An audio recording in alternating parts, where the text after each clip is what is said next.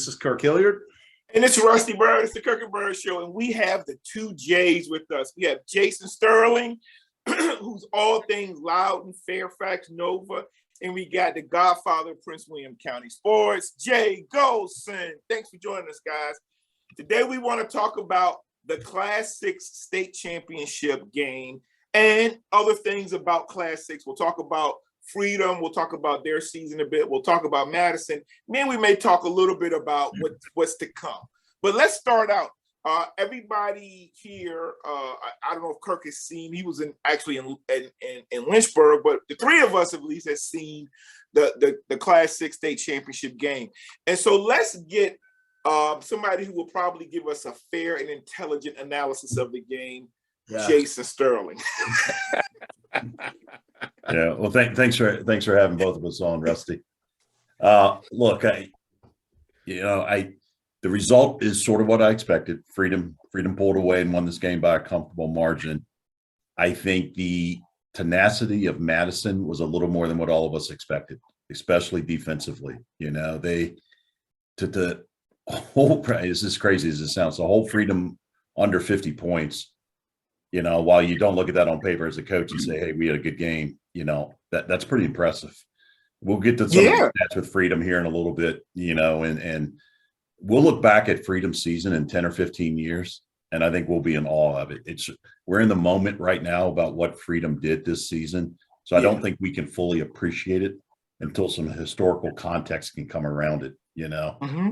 The numbers just individually from some of the players, the scoring, the point differential, those things are just they've not been seen in the history of public football in the state of Virginia ever. Yeah.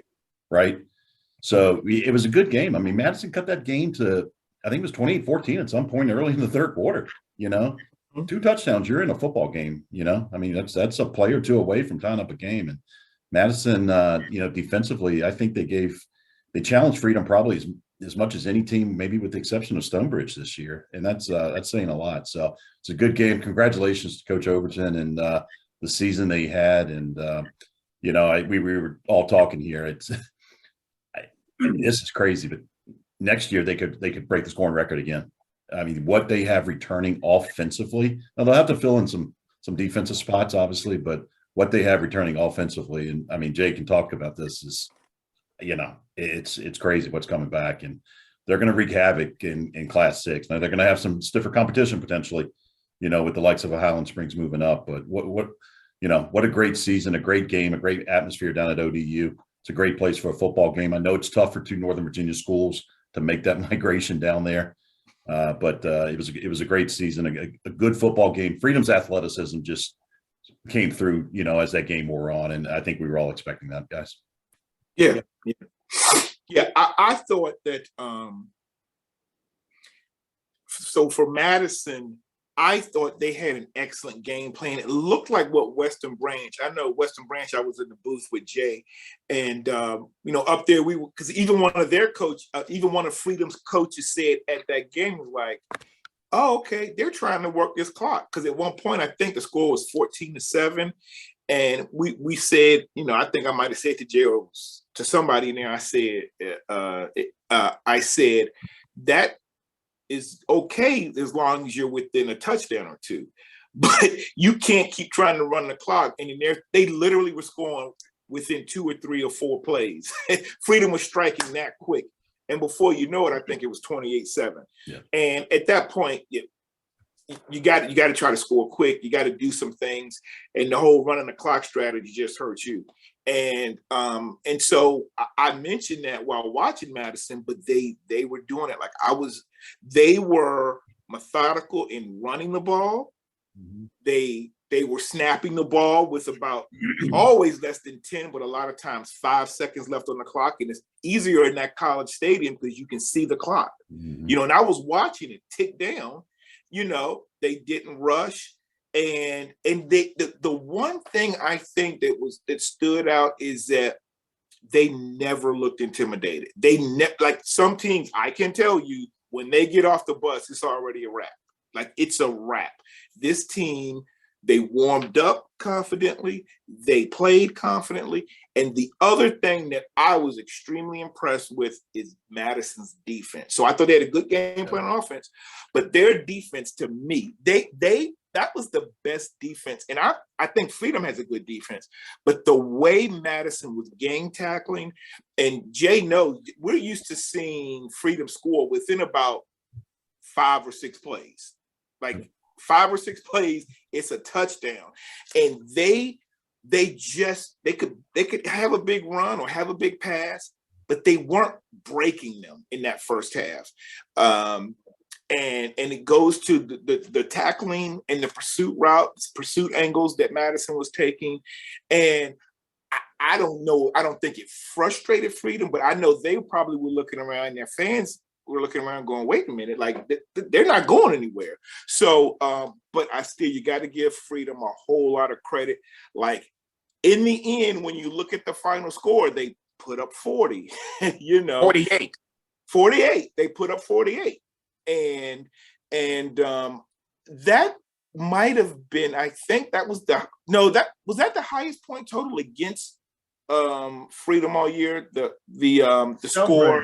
I think Stonebridge put up 26. What did they put? What was the final? No, Stonebridge only put up 13. 13. I'm sorry. Okay, that's right. All right. 13. I'm sorry. Stonebridge had the best margin of victory. Yeah. That was it. Yeah. Yeah. Champ had 35 on it, but that was in that sort of offensive shootout, right? So Yep. Let me add this. Let me add this also. Rusty, you're right. Jason, you're right. I'm not going to repeat what you said, but what you said is true.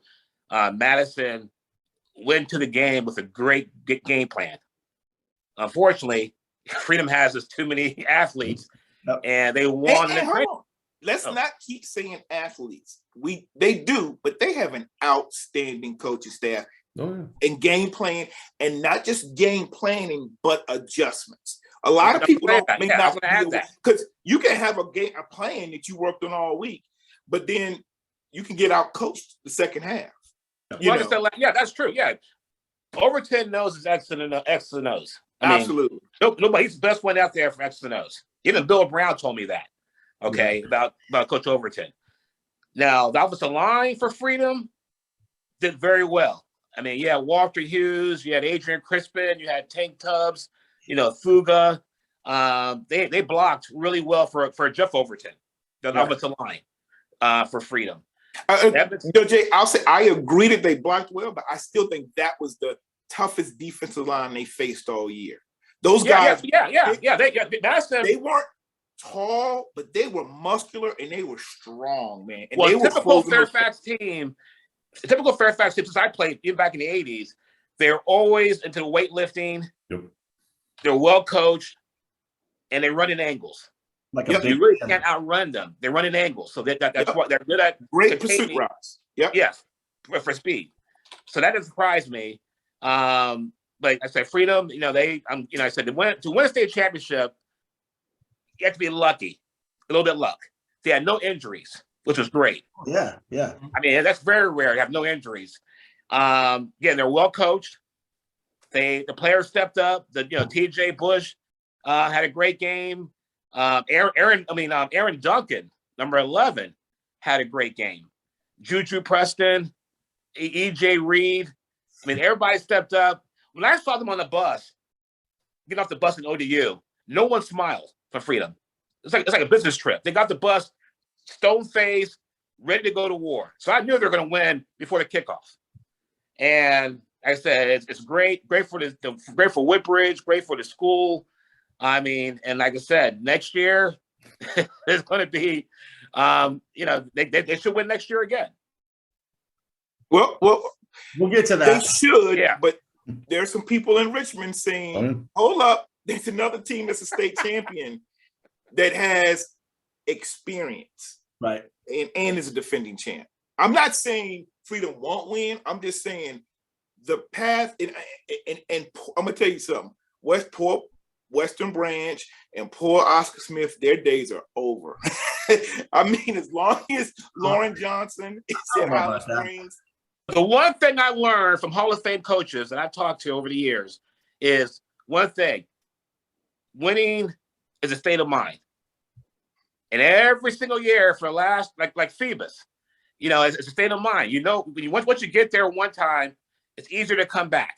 Winning is contagious, so is losing. Yeah. Well, Yeah. I don't know if it's easier, Jay, but what I will say is this.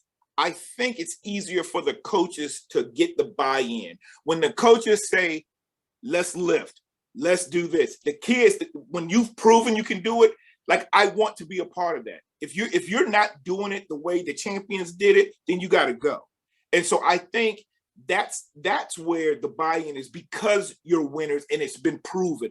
Otherwise, I've seen the kids has always got an excuse, all late for this, don't want to do the off-season stuff. Okay, hold on a second. Look at that school banner of those kids you're talking about. For Freedom, when you're in ninth grade, look at that gym banner. You see 2022 state champions. Yeah. Oh, no. Yeah. Hey, Coach Overton, what I got to do? That's right. You're buying in. So, like I said, every single year before this year for Freedom, it's always Stonebridge. It's always Highland Springs. It's always Oscar Smith. It's always Phoebus. Why? Because winning is a state of mind. Yeah. Well, so it's funny because I was somebody asked me about the other one of the game analysis we did in the recap of the game, and it was a lady that I met in Lynchburg, and it's funny because I went through the video and I said start watching here, but then I listened. I was like, we got into too much color commentary and didn't talk about the game. So this is for the kids. Let's get back to. Because I'm looking at the linearity of the score, and quite frankly, Madison played Freedom better than anybody. Yep. And I got to talk to Coach Overton ahead of time, and so let me say this though, Kirk. I'm sorry, man. Let me say this. I think the toughest game Freedom had this year, Stonebridge. Yeah. Oh yeah, Stonebridge. The Madison game. I knew the whole game. I wasn't worried. The whole game for Madison. Stonebridge game. I was worried in those first two quarters. Well, we'll talk about it. But this 2-loss Stonebridge team is better than some of their really one loss, and maybe better than some of their state championship teams. This is a really good team. But yeah, Coach Overton, they did a lot of prep for Jacob Green, number 11, and Coach Overton said he was their best player. I said he was their best player, who's the best couple of players, and he talked about number 5 also. But they had noticed, they had studied on film that he played a lot of outside backer / rover, but then they would move him inside, and he said he did that, and that was one of the things they had to overcome because the other teams would struggle when they moved him inside. Which, and by the way, he's a typical great high school football player. 5'9", 185, 190 pounds. A lot of coaches will tell you those are the best players they ever had. The guys are 6'1" playing Power 5 ball, but it just, again, that speed, size, it kills. And I'd be interested in, because James Madison has got a great tradition going on. I know Vienna youth football is very good. And that's one thing that can be different for Northern Virginia. It could change things. I think it's changing with 757 is the seriousness of youth football. But wanted to get back to, like, at what point did you guys say, besides all of our predictions, that Freedom Woodbridge was going to win this game, and they didn't score anyway? But when was it? Was it like the end of the first quarter where you're like, no, they can't hang with them? In my opinion, when the score was 21-6, I think in the second quarter, it was over. Okay, well, that's a quarter. What do you think, Jason? Yeah, I agree with Jay. I mean, I figured Madison could, at least on paper, make it look a little better than maybe what it was. If you think of the Oscar Smith game last year when they lost, they sort of kept that game tight through the first half, and Oscar Smith again overpowered them in the back end of that game. They had a fake field goal for a touchdown. They had that silly Statue of Liberty play to the running back here in this game against Freedom, which was great. That's Madison though. They do things, they execute extremely well. They don't put a lot of penalties on their own, against themselves. They don't turn the ball over a lot. Now they had a couple of interceptions here, and they had the pick six. Freedom had that pick six, which I think obviously was the nail in the coffin, proverbial nail in the coffin in this game. But I'm with Jay. I think, 21-6 with Freedom's offense, you've got to be special to try and think you can come back from that. So, yeah. Well, I agree that you kind of knew that they would win, but I thought that I didn't think I knew it was going to be over till the fourth quarter. And the reason I say that, is because Tristan, who I found out later on, was having trouble with his hand, or he had an injury he's been dealing with for the last couple of games. He threw that interception at one point. That was probably in the first half. But and I guess it wasn't until Jeffrey had the long touchdown. But I still felt like it's not over, and I got that feeling because I've seen Stonebridge against Maury in the state championship last year, or other games when they played Freedom. I thought Madison might be able, if it was close, because it was a big spread, but Freedom got a touchdown late. So now you're talking, it was 40, what was it, 42? No, it was 41. And it was 41-14. And I felt like I thought, okay, it's 35-14, maybe at the end of the third quarter. If they score right to start, the fourth quarter, 21-35, you just never know. I felt like Freedom was in control, but they were still battling. And so I didn't count them out like other teams. But Rusty, how many times did Madison stop Freedom on offense? Not many. Thank you. Yeah. But more than most teams. But they punted one time. Yeah, the whole Rusty, game. No, they punted one time, they threw an interception, and there were times they just didn't get it on fourth down. Well, I think one of the things too is when someone keeps hanging around, but there's a big delta, is do you have an X factor? Do you have, do you have a Jordan Tapscott? Do you have a Zeke Wimbush? Do you have a Jordan Maddox? They don't. They don't. And by the way, we're talking an awful lot, but James Madison, 2 years in a row to the state finals. Yeah. That's very impressive. A lot of coaches, most coaches, the vast majority of coaches don't do that. So Madison's got something going on. They started. But Rusty, now, hold on a second, Rusty. All right. Mm-hmm. They only played one team out of Fairfax County all year, and that was Stonebridge. If this trend continues next year, it'll be another blowout. Yeah. For a Fairfax County team playing in the best of 7-5-7 or. Let me just say this, Jay. Let me say this. Hold on. What do you want them to do? Where are they going to go? If they were in our hold on. If they were in our region, they would have been the second best team in the region. They would have won the Cedar District if they were in that. No. They would have beaten Battlefield. I'm telling you, they were good. They would have been, because you know what? Battlefield and Patriot are built like Fairfax County teams. I guarantee if Madison was in this region, that would have been the regional championship game. Maybe a 3 seed at best, maybe a 4 seed behind. Okay, yeah, Madison would be number 1. Patriot would have been number 2. It would have been a tie between John Champ and Madison. They have no speed. No, it wouldn't. No. I don't think so. I don't know what Jason thinks. You've seen them, but I thought Madison would have done very well in our region. People always undervalue Madison. I hear what you're both saying.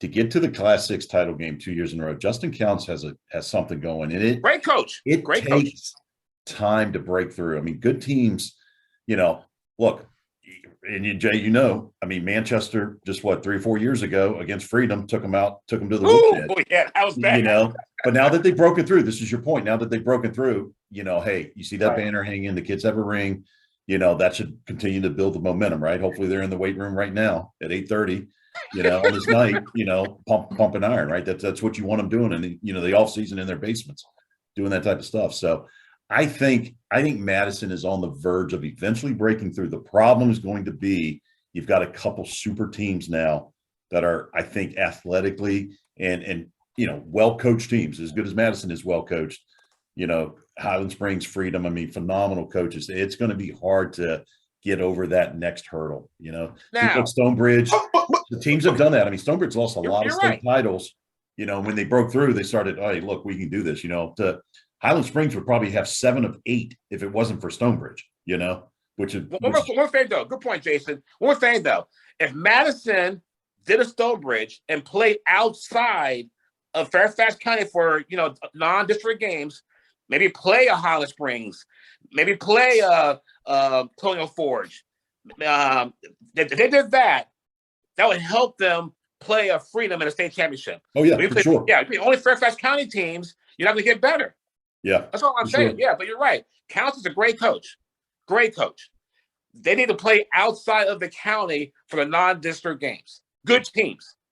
Hold on. So you're going to tell me? Yeah. You're going to tell me that they beat Fairfax 31-21. They didn't beat a good team. Who did Fairfax play? They were 15-0, and most people thought that they would beat Madison. They played only Fairfax County teams. Okay. Right. Let me ask you this. It sounded like a 7-5-7. But no. Hold on. Listen. I think that played a good schedule, but really, besides Stonebridge, who did they play in a regular season? Now, in retrospect, Riverbend was a joke. Maybe Riverbend is it. Maybe hold on. I'm just saying. Maybe you're saying maybe their region isn't as good. Look, Mountain View got beat by 42 to Stonebridge. So how are you going to tell me that Freedom had a good schedule, especially in the Cardinal District? Okay. You're right. Freedom had a bad schedule. I agree. But they have so much talent. They beat Patriot High School. They beat John Champ. They beat Western Branch. They beat Madison. But I agree. Other than Stonebridge, they had a very weak conference, a very weak division. I agree. But they're so talented, it didn't matter. So look, Madison needs to play outside the district to get better. They lost to the team Kirk said was one of the best teams in the state. Stonebridge only lost to Freedom and Highland Springs, 2 state champions. Madison only lost to Stonebridge by 1. Stonebridge crushed other teams. They lost to Lake Braddock by only 3, and that's a really good team. And then Yorktown only by 3, another playoff team. And they were blowing out other teams. Like they had a quality win against Centerville. Some thought they could win the state championship, and they've done so. They won 2 in their past.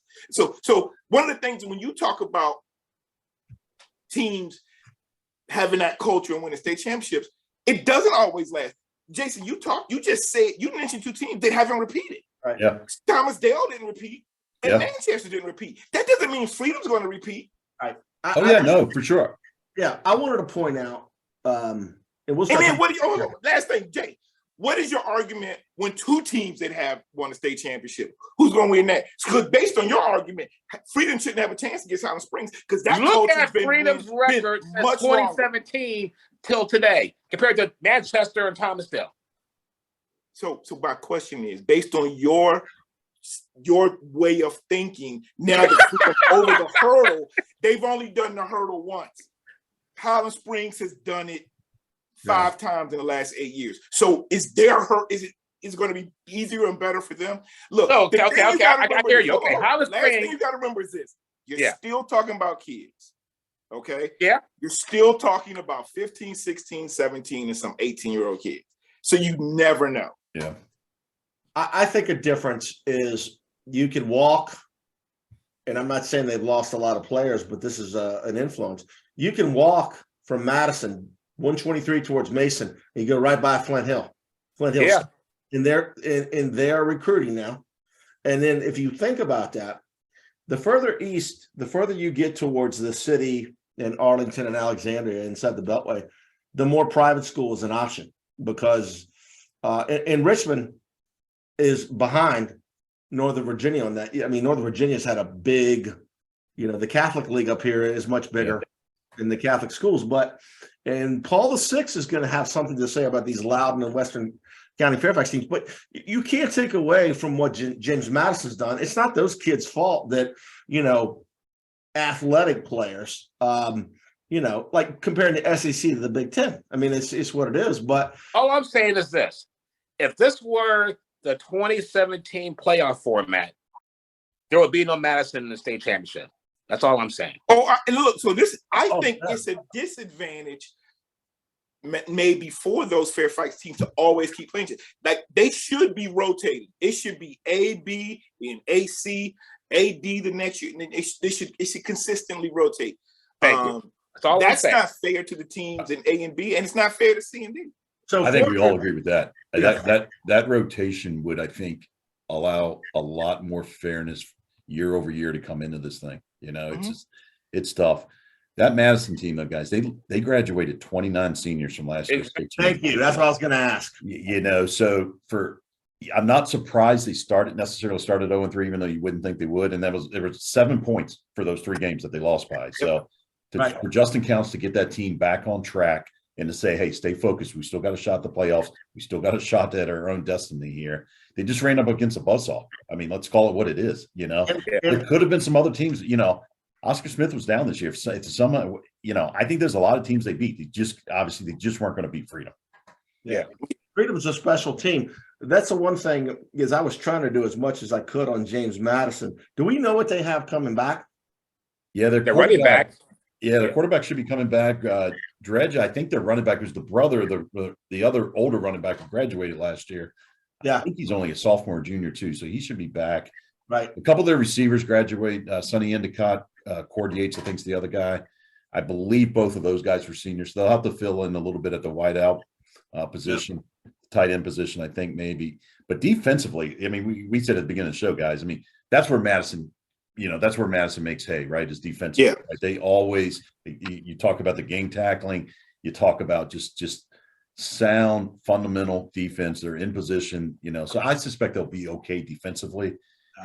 Whether they can score, scoring's everything now. Look, I mean, Freedom's sort of given the blueprint to the state here, I think, of how you go out and do things. You open up your offense, you spread it around, and 60, 70 points, you're likely walking away with the victory. Not a lot of teams can do that, but that's probably going to try, and I'm sure some coaches are going to look at a lot of this film this year and say, okay, that's what we got to try and figure out over the next 4 or 5 years if we want to hang in Class 6 now.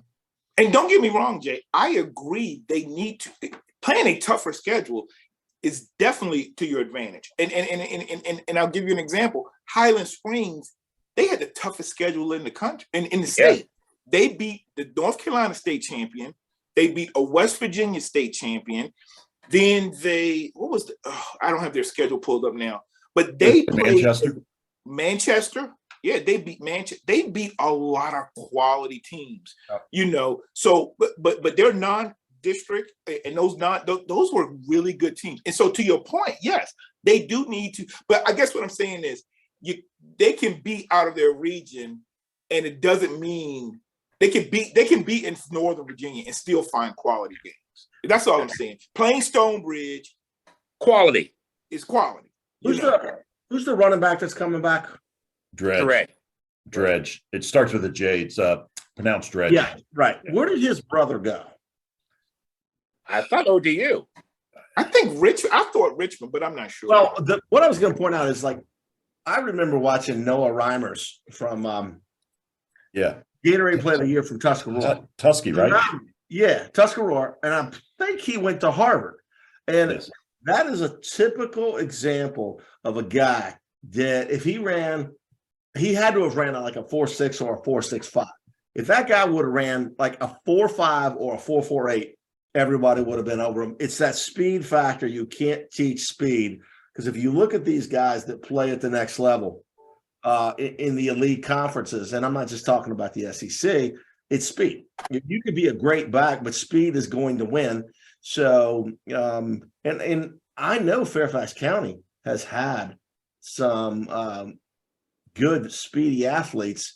Eric Metcalf comes to mind. That's Terry's son, but he was Bishop O'Connell. I don't know where he was supposed to go, but if his dad was a Redskin, he probably lived out here or towards here. So he's probably a Fairfax County kid, and then more Fairfax County kids. Kevin Hogan lived in McLean and went to Gonzaga. He just got picked up by the Titans. So that's a great example. But another thing to think about, and let's talk about Freedom for the Freedom listeners, because I talked to Coach Overton tonight. Great guy. And hats off to Coach Counts and what they've done and all this. Who they played, I understand. It's fun for us, but when somebody's accomplished something like Freedom, that's a special team. All right, who'd you play? Like some of Freedom saying who'd Phoebus play, and then Highland Springs is saying who'd Freedom play. Who cares? Everybody they play beat everybody. You're not going to get a mythical. And then they're saying, well, but let me say this, Kurt. I saw this team and I sat right beside Jay, and when I saw them scrimmage DeMatha, I told Jay right then, nobody in this state's gonna beat them. Yeah. I told you, didn't I, Jay? Yeah. When I saw the way they play, I sat there and I was like, and DeMatha was frustrated. Like, it wasn't like, oh, we've got our backups. No, they were trying. I saw one guy with TJ Bush. TJ was like basically throwing him around. That guy was getting upset. And one of the questions going into the year was Freedom's linebackers, and they knocked that kid out. The kid going to a Power 5 school at running back. So I think those things. And I'll say this also about this year's Freedom team, because I've followed them since the school opened, and the different coaches they've had. This Freedom team and under Overton was what I thought appeared to be the most focused. I didn't see them talk trash.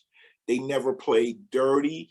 They never. And people say, "Well, how do you run up score 100 points?" No, the kids were respectful. They just ran their plays. They you can't tell the kid, don't catch an interception, don't block a punt, and so I thought the way the coaching staff and the kids and the fans carried themselves is to be commended.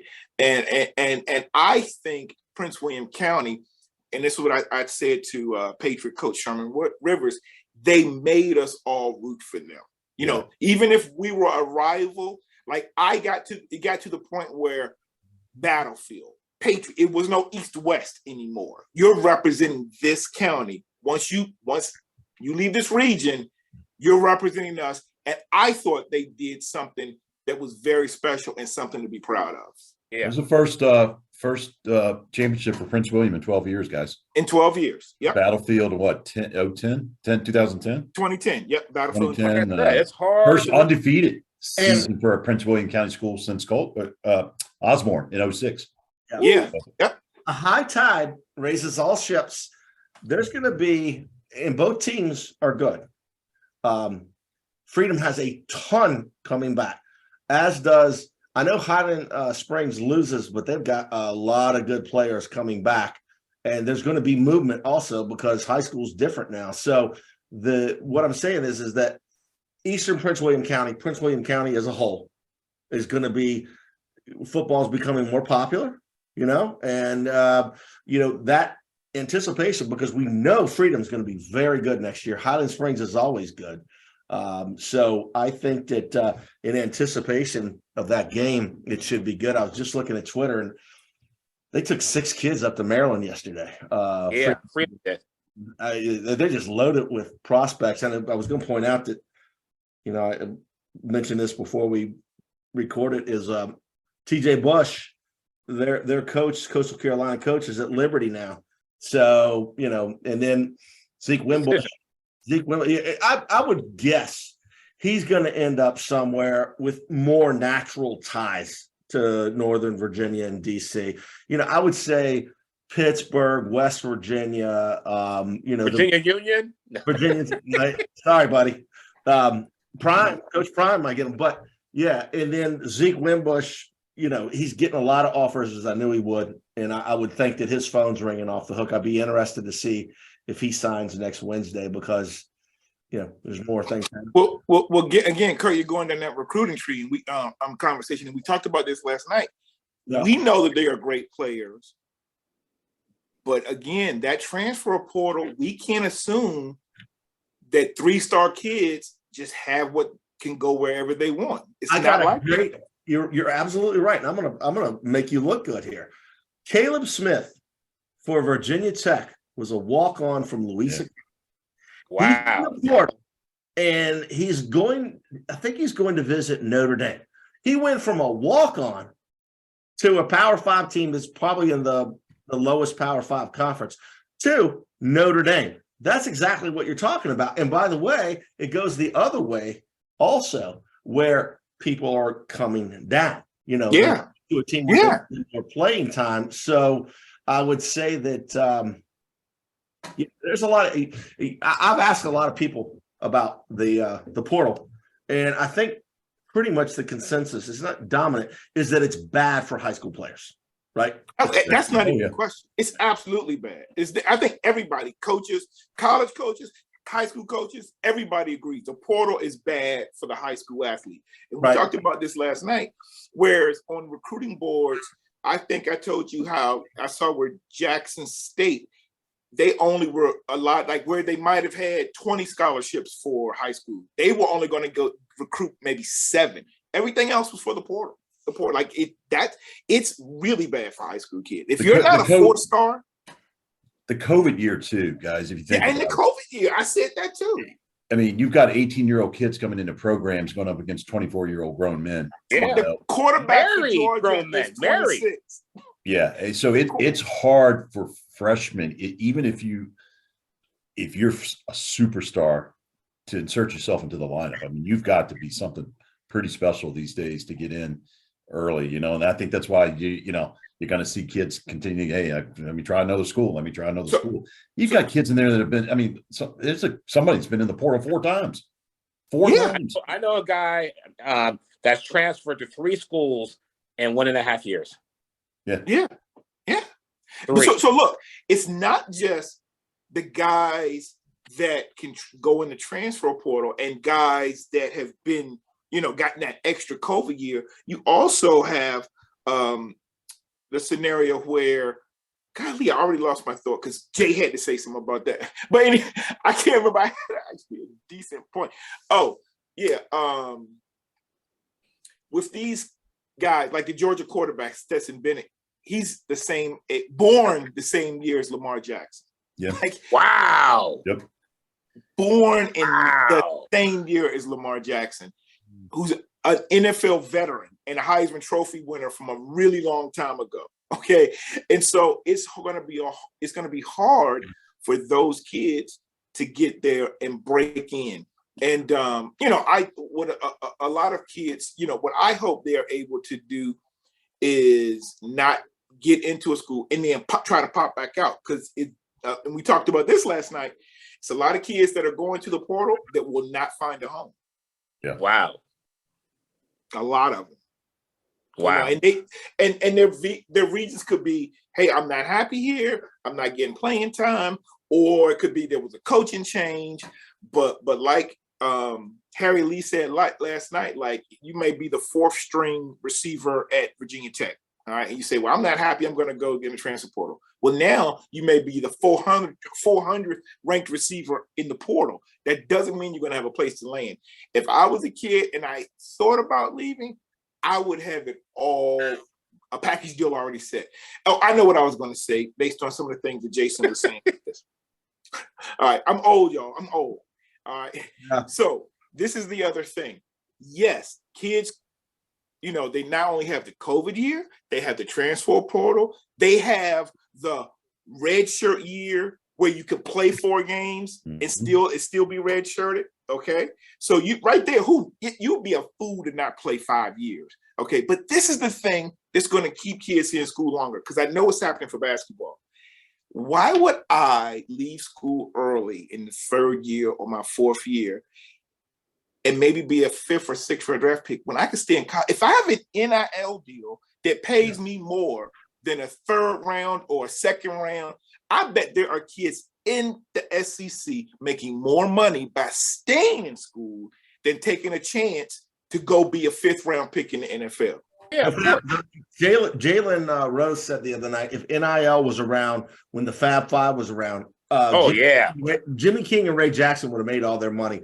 Billy Wiles announced today, Southern Miss. Yep. So, and by the way, I know some people, I don't like calling people, well, anyway, in getting information, but I do know some people when he originally flipped from Tulane to walk on at Clemson. That's worked out pretty good, by the way.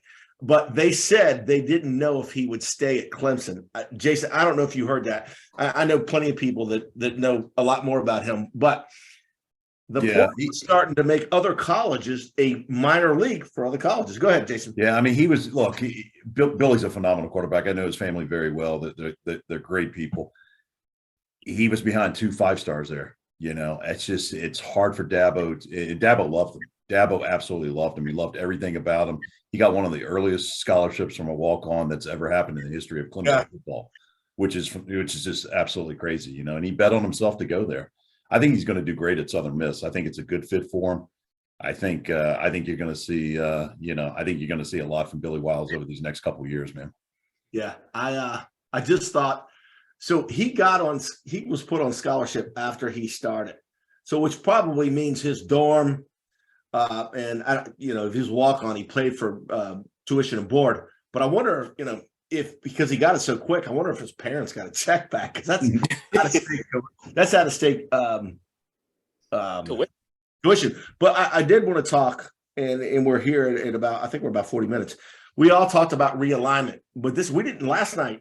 This is not overlap because we didn't go to it in detail. And I wanted to point out that the only region in 6 that was not touched was, I believe, James Madison's region. So, and there's something for everybody here. Stonebridge is loving getting Highland Springs out of 5. Heck yeah.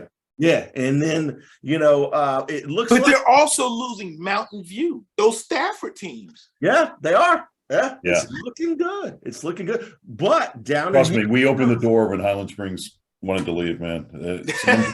Send them up to take on Freedom, man. I'm all good with that. Yeah, and I mean, if you look at the teams that are loving this in 5, have got to be Green Run and Stonebridge, because Region B has Warwick coming in, has Kings Fork. Kings Fork has unbelievable athletes. Number 1 team in the state basketball, boys and girls in 5. And then there's a lot of movement in Region C, which is Region 5, which is Roanoke and Richmond. So, when we look at 6 is going to get interesting in that with that region that Highland Springs is entering. There's going to be a darn good team coming out of there with those teams. And then one of the things with Freedom fans on here, 19 teams in Region B. And that's, it's crazy. Yeah. And the thing is that region that Freedom is in is getting tougher. Oh, well, yeah. The thing about that is, at first they had Potomac and Gainesville out of that region. They appealed it. Now they're back in that region. So that's why so many teams. And Gainesville's got some good momentum as a program, by the way. Yeah. I mean, they did well. I thought they'd do better, but they did pretty well considering they had a very, very small senior class. Right. But with Mountain View being added, that means someone like Freedom. I mean, you have to deal with not only Patriot. Well, the Patriot will be off because they lost a lot of seniors. Battlefield, and then Mountain View, and and then also we're losing John Champ, right? They go to 4. They're gone.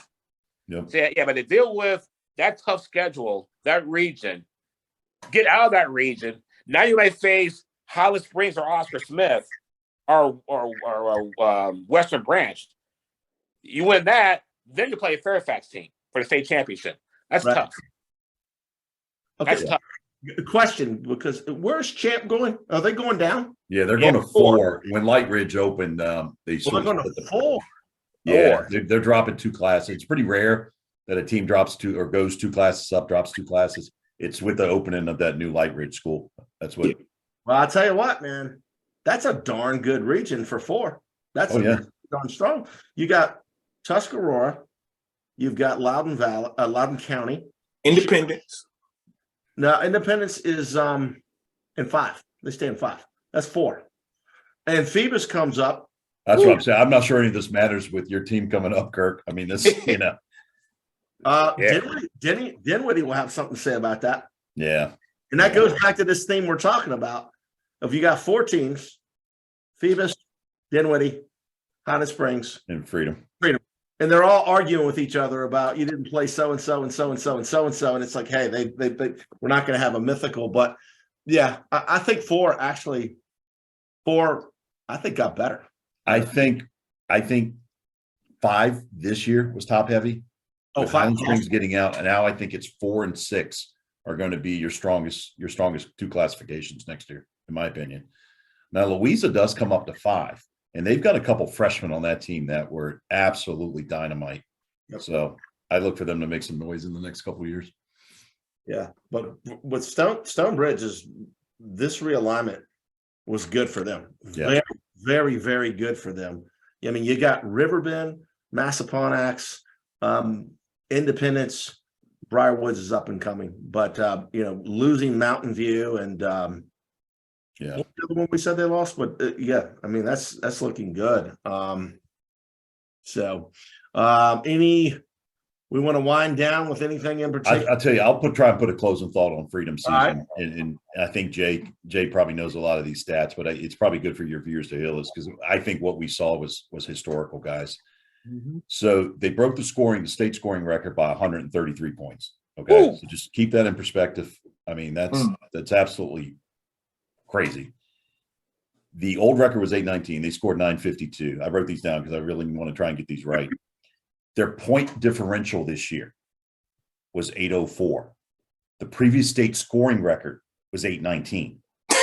They almost had a point differential bigger than the previous state scoring record. Right. Now, we do have to remember they played a 15th game. I understand. Manchester played 15 too. Hampton only played 14. Manchester played 15. Right. All right. Let me keep going for a second if you indulge me. Okay, go ahead. Quarterback Tristan Evans responsible for 72 total touchdowns. That was only 4 total touchdowns off Ronald Curry's record. Ronald Curry's a legend in the state from a high school football standpoint. Ronald who? I'm joking. Yeah, exactly right. 72. 60. We broke the passing record of touchdowns. He almost broke the total touchdown records while simultaneously having a running back that had 43 touchdowns on the same team. Mm-hmm. Okay. Here's a couple crazy ones that you may not even know these. They had 22 return touchdowns this year, either defensive or special teams. Right. 22 in a season. Yep. Yeah. Through their first 11 games, 12 different players scored that did not play offense. Wow. 13 of the 15 games they run in clock. So look, we could go on and on. I'm not sure, guys, we've all watched a lot of high school football. We enjoy it. We talk about it here on a forum like this. I'm not sure, if we can really appreciate, and I think we'll continue to reflect. You're right. What we saw. So yeah, I agree. Tip of the cap to them. That goes into the anticipation of Freedom playing Highland Springs next year.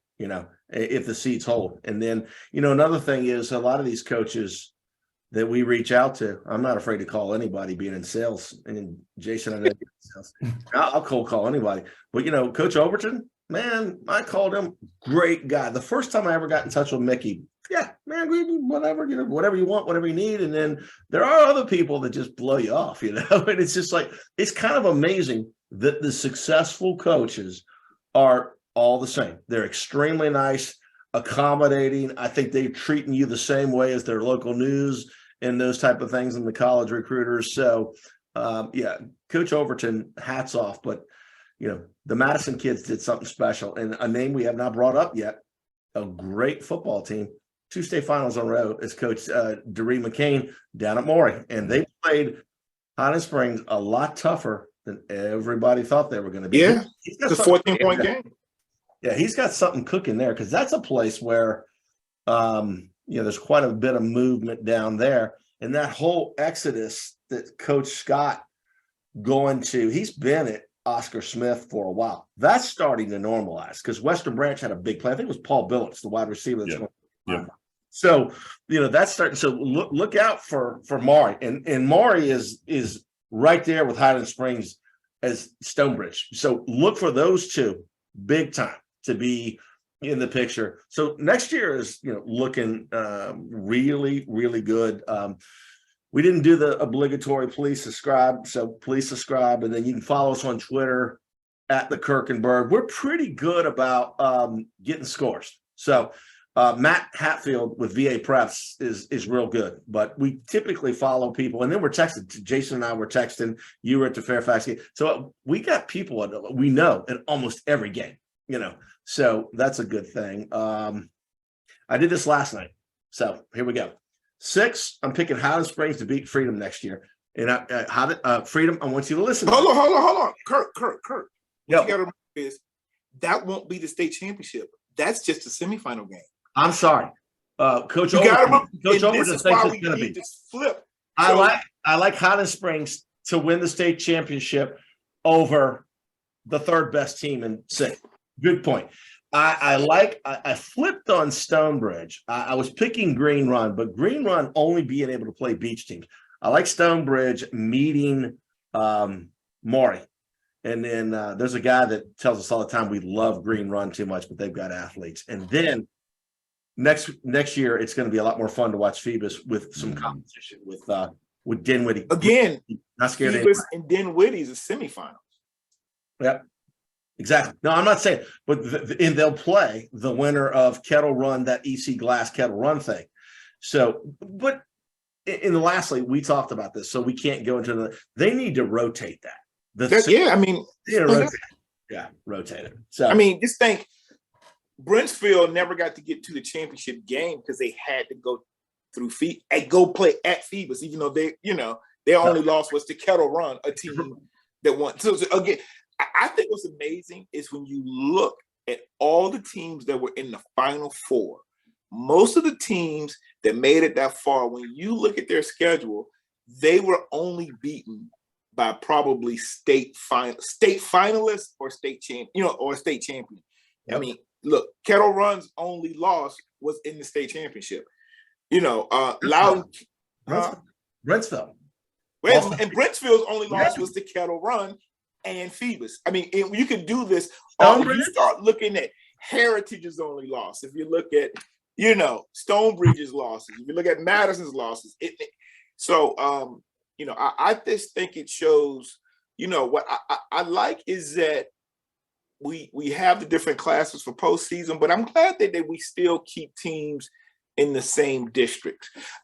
Because, back in the day, it was like, well, you would move district just because you got more population. Like the districts can stay the same because of those rivalries. It'll get straightened out in the playoffs. Do you guys like that Virginia has 6 classes, or do you think it should be 4 or 5 classes? I'm just curious. I've seen some debate on this. Too many teams make the playoffs. The playoff format. I would like less classes, and I would also they have an extra round. There's too many teams in the playoffs. No, rarely is that 4-5 game can be interesting. That 3-6 game, but the number 1 seed, the number 2 seed against a 2-win team. But hold on. I wait a minute. I used to think that, but I don't know what stats are.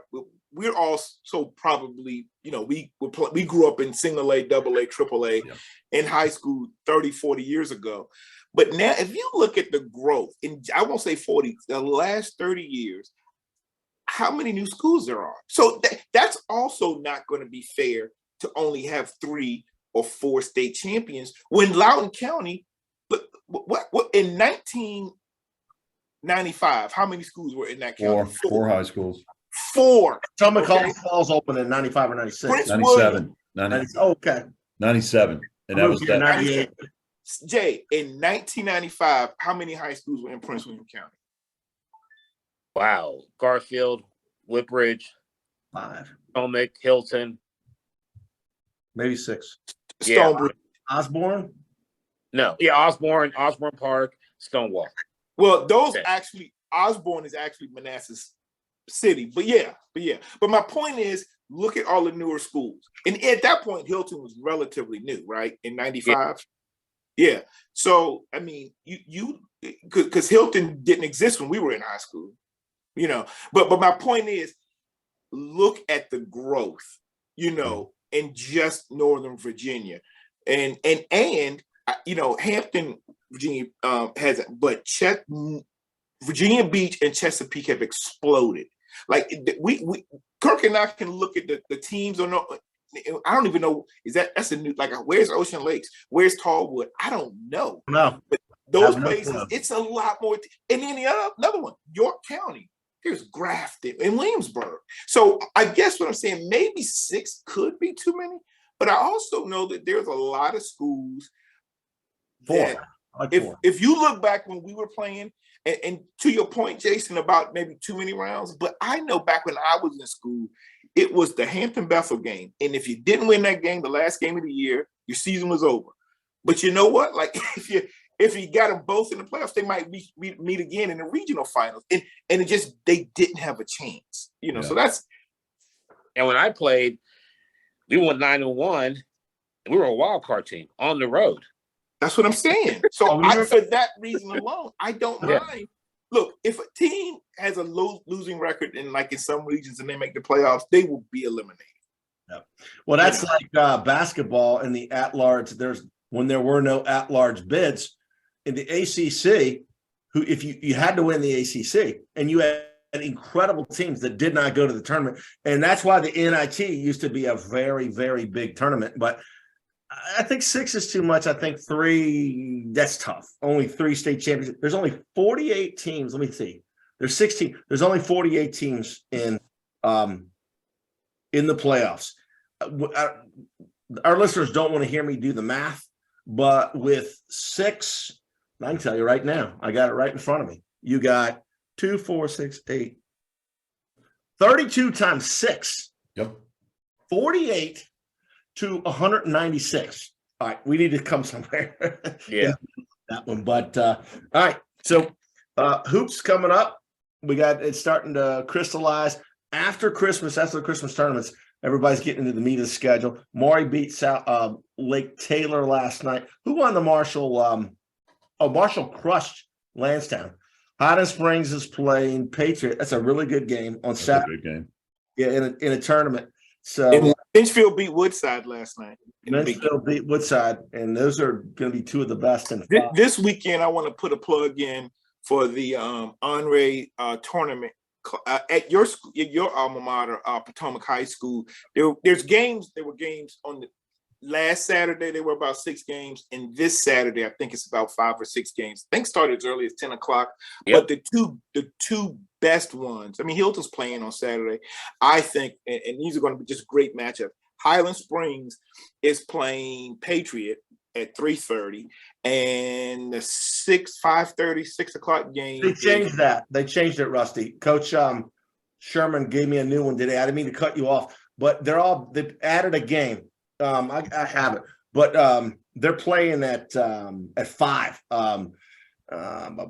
Patriot and Highland Springs. So they just shifted them. And I want to make sure for our listeners, because we have a lot down in Prince William County. I'm not sure where he put that, but yeah. I think everything got bumped up. They put in, so like the 3:30 game, they put in a game. So the last 2 games go to 5 and 7, something like that. Okay. All right. Well, I just know that from our county, Potomac is playing Wakefield, a great traditional program up there with Coach Tony Bennett. And then Highland Springs, defending state champion, is playing Patriot. So for those that want to really see some great high school basketball, make your way over to Potomac this Saturday. And the tournament is really also for a good cause. Okay. All right. Jason and Jay, thank you for coming on. And thank you. Great. Going to be a good football season. And one quick plug, girls basketball was huge where we grew up, and my team Phoebus was a powerhouse. Very good. I think we had the National Player of the Year twice in 15 years, but we want to cover more girls basketball. So anybody out there that wants to get players or coaches on, We want to cover Madison, great program. Princess Anne, great program. Menchville, good program. So, yeah. Cover Brentsville. We got it. Menchfield's great. They won the state champion in 5, but I want to get on Prince William, so we got to get Chrissy Kelly on, but they lost. They lost. They lost to Patriots. So they're young, and then Patriot has a good program, but we got there's going to be some good battles here in this district, and Colgan boys are looking pretty good. I think they're undefeated, and I watched them last night. They've got some really good players. So watch out. Jay, do you call Prince William hoops too? Yeah. Cool. Yeah, Freedom. Oh, Freedom. Yeah. You're 4-0, right? You're undefeated so far. Yeah. So far. So we always say our show is like, the four of us. I met Jason. We just started rapping like a year or two ago. And then, Jay met Jay. But if we go to a game or we meet somewhere and we just start talking, this is exactly how it is. So this is kind of like, okay, we got to get up and leave from my backyard. But yeah, let's talk about this. But second thing is we do want to talk about Coach Prime and Deion Sanders. And by the way, we're going to have a lot more to talk about next week. We're going to have an episode. So just on there. Yeah, we got a lot of ties to HBCUs. Rusty and I grew up right down the street, Hampton University, Norfolk State, Virginia Union, Virginia State, all these schools. So we've got guys that we know in coaching as well as administration. We have a really good special. Make sure you subscribe, click on the bell icon, and it'll say in the title, it's our HBCU Coach Prime special. There's a lot of opinions on that and strong opinions. So Loudoun County, I want y'all to represent Jason. Jason, you do a great job, but let's get a lot of subscriptions from Loudoun County. Let y'all support Jason, so we'll have him back. Not like we can really read the metrics on where they but I want you to subscribe, but I want you to say in the comment, we want more Jason. We want more Jason. Hey, I look at the analytics. Yeah. Leesburg's number one. Well, that's why I brought up the 12 years since Prince William had won a football title, because Loudoun gets a lot of them. So I'm glad Rusty, you and Jay finally get one. It's it's been a long time coming. So Jay, you're perfect because you live in Chantilly. I said that last year with Mickey on the show. I was like, man, you guys, Loudoun County football is something like. My 757 folks talk a lot, but when they think of Northern Virginia, they're not even thinking Loudoun. And I can start listing all these schools: Woodgrove, Stonebridge, Broad Run, Woodgrove won state championship already, man. Briarwood have won state championships. And like, I will tell you, because I know you guys, I love this debate with your 757, your 804 guys. We'll grab Prince William, Loudoun, and Fairfax, and we'll put together a tournament against the 804 and the 757. And I got a hunch we might be coming out on top. So absolutely. But and this is what is going on, and we're going to close. But if you take the all-time teams, we could beat any area in the country, probably including South Florida. Yeah, I agree. It's crazy. Oh man, hold, Kirk. Time out, Kirk. When you Lawrence say Taylor, Bruce Smith. Hold on. When you say what area are you talking about? Because you live up here, but you're from there. 757. Okay, just making sure. Yeah, I agree. Oh, yeah. I totally agree with that. I'm just going to give you basic analytics that I had to drop on Anthony Jones, who was talking about 757 and nothing up here. I was showing them that, Fairfax schools in Loudoun have won a lot of state championships. But and he was talking 757. I said, but look, I broke it down. I was like, I think you guys have only won like 10 or 11 state championships on that side of the water. So what that means is just Lake Taylor. I'm talking anything after 65, after integration. So just Lake Taylor, Oscar Smith only has 4. They talk like they got 1 million.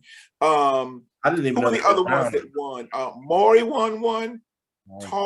Ocean Lakes or Tallwood and somebody else, but I think somebody in Chesapeake probably. But the York. But my point was, they had less than 10 for all of that. I said, you guys are lumping yourselves with the Peninsula District, but really, I don't even need the whole Peninsula District. I can just take 3 high schools from the small city of Hampton, less than 300,000 people. 29. And we've got 29. And I'm saying since 69 or 68, 29 state championships. Yeah.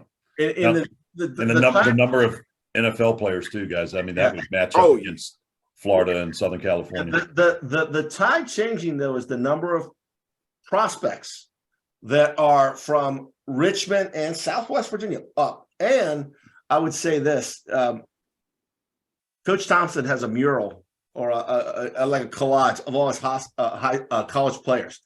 Man, he sent players everywhere. You get the big guys like Jonathan Allen, but you look and he's got guys. I'm like, who was that kid? They got Michigan. Michigan. I don't remember. Somebody went to Michigan. Andrew Nuss went to Notre Dame, and it's just unbelievable what Stonebridge has done.